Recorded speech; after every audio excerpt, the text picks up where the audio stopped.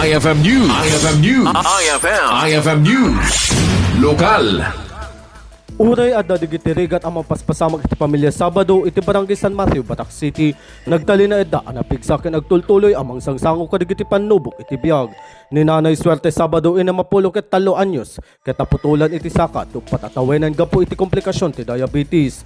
Ti inauna nga anak na ana Mark Leeward ug patapulo ket 5 anyos ket na aksidente iti Enero 13, 2022 kalpasan anadong parte nagluganan na a close van iti maysa as 10-wheeler truck iti Ilocos Sur. Gapo iti aksidente na operaran iti saka na ket aging gana ita ket saan pay ang makapagna kabayatan na tinaudi nga anak na ani Engelbert o patapulo ket 2 anyos ket nabigbig nga adaan iti katarata. Iti laksid kadagiti panubok asang sangwenda saan da ana baybayan. Nakaammo dagiti kameng ti Philippine National Police 101st Maneuver Company Regional Mobile Force Battalion 1 iti kasasaad ti Pamilya. Iso ana iramen ida kadagiti binuligan baben iti proceeds tinabalaygi aran for akos iti naglabas sa Pebrero.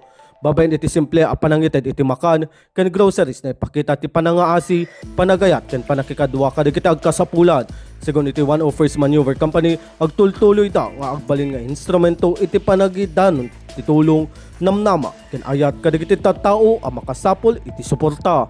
Para iti IFM News, Idol Rain Santos, Tatak, IFM. IFM News. IFM News. IFM News. Lokal.